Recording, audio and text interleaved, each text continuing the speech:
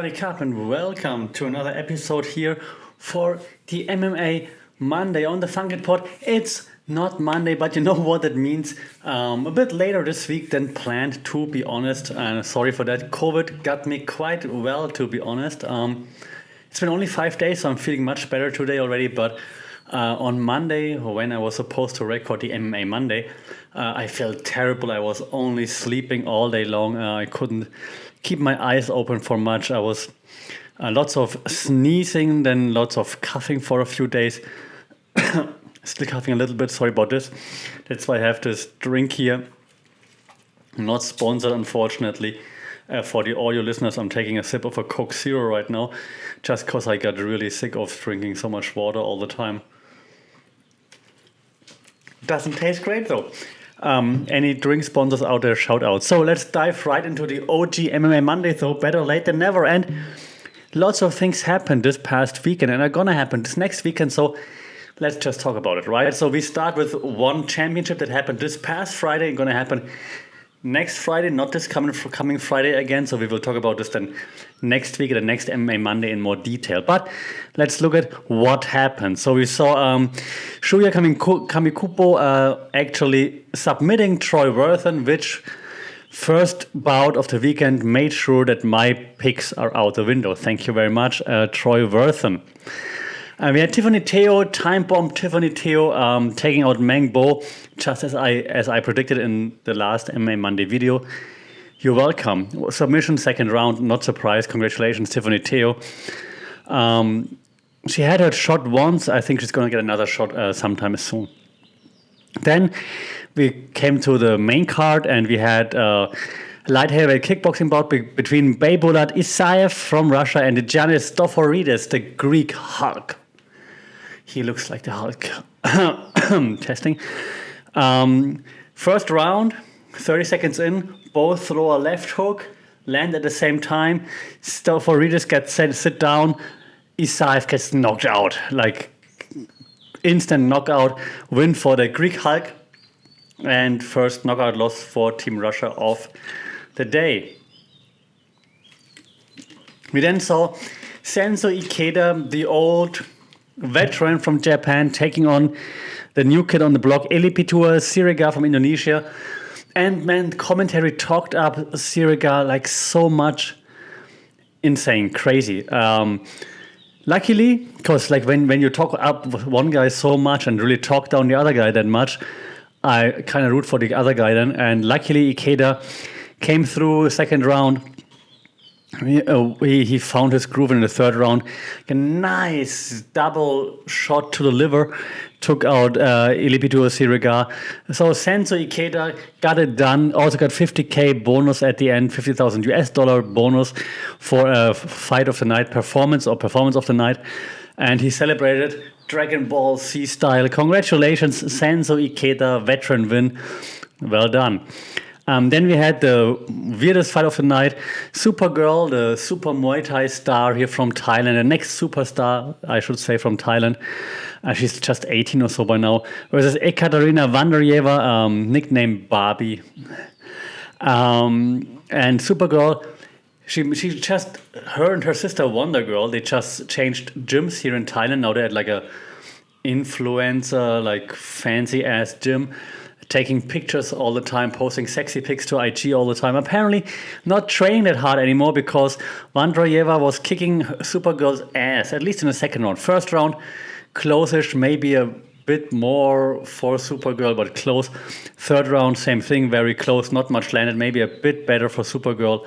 But in the second round, Vanderyeva just lit up Supergirl. Sloppy technique, like lots of rounding hooks and stuff, like not great technique there by Vanderyeva, but she was crowding Supergirl with those punches and some of them were landing and Supergirl's face was smashed in, and for some reason the judges, 2 of the 3 judges gave it to Supergirl. Like what? Like this just always shows that one championship can't be taken serious because of results like that. It's just insane. The One Championship brass, Chatri Sityodtong and so on, they already announced a rematch as soon as possible. which is nice, I guess, for like a narrative for PR. But let's be honest, this should not be a loss on Vandrayeva's resume. Like, and I'm in Thailand. I'm a fan of Thai fighters, but this was ridiculous.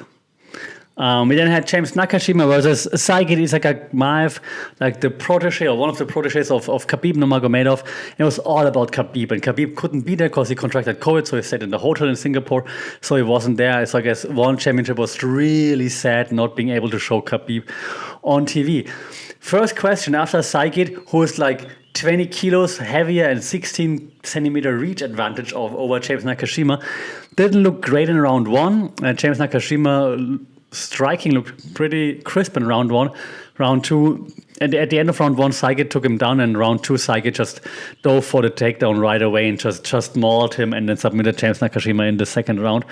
But again, he was so much bigger, so much longer. First question after he won, hey, what do you think Khabib thinks about it? One championship is so desperate for the clout. Come on, guys. He just won his first professional match for one. You ask him about Khabib. Like, what the hell, man? Mitch Chilson? What the hell? Not cool. Not cool like this. See, I want that one championship is successful, but this clout chasing is just always so annoying. We then had a catchweight Muay Thai bout between Samapet and Tawanchai. Tawanchai,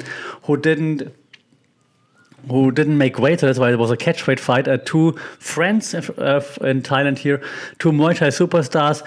Tawanchai, the bigger one, the taller one, heavier one. And man, Tawanchai went out there and just destroyed Samapet. First round, landed some nice combos, set down Samapet, and then that was it. Like, fantastic display of skills by Tawanchai, and I can't wait for him to eventually face off maybe Nong O even in the 65 kilogram, or then, but for now in the 70 kilogram division, go for the belt again. So see, I'm not always hating at one championship. That was a great fight. Tawanchai did well, so congratulations there.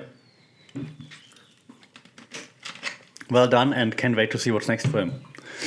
And then we had the main event, Zhongqing Nan versus Ayaka Miura. Ayaka Miura before said like, Nan is fighting boring. She's not wrong. Like, it's just like boxing, always staying on the outside. It's not exciting. So it's up to Ayaka Miura to make this exciting. And oh my God, she did not do that. For someone who says that the opponent fights boring and then coming up with a game plan of, pardon me, pressing the champ against the cage, trying to take her down. But of course, the champ knows that he tried to take her down. So she worked on her stuffing game, so to speak. And then Zhongqing Nan just stuffed it all the time. Like, and then Miura just tried to clinch her, and then Zhongqing Nan pushed her off, and then the same thing again. What was that game plan? Ayaka Miura knows what Zhongqing Nan does. Like, oh my God, and you complain about the champ being boring. This was a boring ass main event, 5 rounds of boredom. The commentary tried to talk it up like great defense by Zhongqing Nan and like dominant victory. Dominant because she didn't do anything. Like, Miura had a terrible game plan. She had like one idea. This one idea did not work out. This one plan didn't work, and then she was shut down. Ridiculous. So mad at that. So my favorite was, of course, Samapet versus Tawanchai, even though it was very short. The other fights were fun to watch, except the main event. That was just like really boring. Sorry. We preview the next event then next Monday, of course. Let's talk a little bit about UFC, and we had UFC Qatar versus Chikadze, of course. We all saw what happened, so let's start with the main event. Calvin Kattar just demolished Giga Chikadze, which was great because Giga Chikadze was just so unbearable before with his trash talking. And I follow the guy on IG, like at Knockout Cancer. I like the handle, so yeah, man, you go. But that was just unnecessary trash talk and clearly didn't pay off. So Calvin Kattar with a fantastic performance. What's next for Calvin Kattar? Probably in the mix right away again. Chikadze needs to rebuild a little bit. Maybe go for another top 10 guy first before he jumps back into like the top 5 or so, I believe. We had in the co-main, we had Jake Collier just taking out Chase Sherman. Predicted that. First round submission for Jake Collier, just used the moment very well. The guy with the lesser terrible nickname won. Congratulations. We had Brandon Royval versus Rogerio Bontorin. It was the skills of Royval versus the strength of Bontorin. Bontorin grounded him for a bit, but eventually Royval edged it out, split decision victory. I agree with that. I mean, Rogerio Bontorin had him on the ground for a while, but at the end, Royval wiggled himself out, found himself in dominant position, so that's fine. Yeah, so he says he's going to wait for the loser of Figueiredo versus Moreno, and then let's see if he can get this one done. We also had Caitlin Chookagian versus Jennifer Maia, shut out for Chookagian. Kind of not boring, but like I said before, also I predicted this.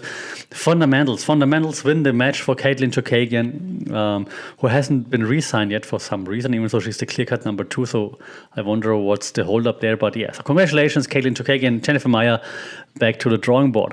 We had Dakota Bush versus Vyacheslav Borshev. Borshev is Slava Claus. Dakota Bush came out swinging nice high kicks and so on, but eventually Vyacheslav Borshev was able just to land a liver shot and then take this thing home. So congratulations there. But Dakota Bush looked good for 3 minutes and 40 seconds. At 3:47, he got hit with a liver shot, and then that was it. All right, that was fun. So let's look at what happens this coming week. And I'm talking that fast because I feel that I'm going to cough again, so I'm going to try to be that faster this week a little bit. Next week, more breakdowns, more details, I promise. So main event, of course, is Francis Ngannou versus Cyril Gane, and I find it a bit interesting to see like how little respect Francis Ngannou gets, not only from the UFC, of course, that's already documented, but also like in predictions and so on. Everybody's talking about like how Cyril Gane will take apart Francis Ngannou, and yeah, will he? I mean, yeah, of course, he looked great against Lewis, but that's it. Ngannou fought Stipe, just saying. I think Ngannou has taken out more impressive opponents than Cyril Gane so far, and just saying, like, Francis Ngannou has 90 seconds to get it done, otherwise Cyril Gane is going to take him apart. I'm not sure. Of course, it would seem like it, and Gane hasn't shown any weakness so far, but don't count out the champ. So of course, if you look at the styles, you think like, yeah, Gane can stay the outside, blah blah, take him apart and so on. Yeah, of course, but don't underestimate Francis. Francis got so much better in this last fight. His coaches are smart too. He's got a smart camp too, I guess. So don't just count him out. A co-main event, Brandon Moreno versus Davison Figueiredo. How can you not root for Brandon Moreno? Even though if Figgy wins, we get another rematch, and I wouldn't be mad at that because the first 2 matches were fire. But I mean, yeah. How can you not root for Brandon Moreno, though, right? With all that goes into it, though, like Figueiredo now training with Cejudo and so on. I mean, he's gonna come up with like some crazy plan, I guess. So that's gonna be interesting. We then have also Michel Pereira back at it. I thought he should be back at the last card, so back now here. Gonna be fun against Andre Fiallo. Pereira last time looked way more composed than in his fights before, so if he continues that one, that's gonna be fun. And we also have Cody Stamann taking on Said Nurmagomedov, and don't let the last name fool you. Said Nurmagomedov actually a pretty good striker, so this should be quite lots of fun, I believe, in my opinion. One fight that I'm also looking forward to on the prelims is Ilya Topuria versus Charles Jourdain. Topuria looked also in his wins. He looked really good, and he's a huge favorite here, I believe. If I read the bets right here, I'm not a betting man, but minus means favorite, right? I think. Charles Jourdain then the underdog. So this should be fun. Because Charles Jourdain also always has the possibility to mix things up, of course. So I'm looking forward to this fight as well. All right, that's it. I'm gonna start coughing again in just a second, so I'll end it here. The short one, I promise. More detailed breakdowns, not of the fights necessarily, I mean, as well, but that's what you have all those established ones for. But pardon me, also looking at storylines, what storylines are coming out of UFC 270 and so on. So I think there will be a lot for us to discuss. I'll be healthy again by then, and I'm looking forward to dissecting the storylines that come out of UFC 270. Until then, as always, Take care, stay safe, keep your guard up, and I'll see you then. Sawadee.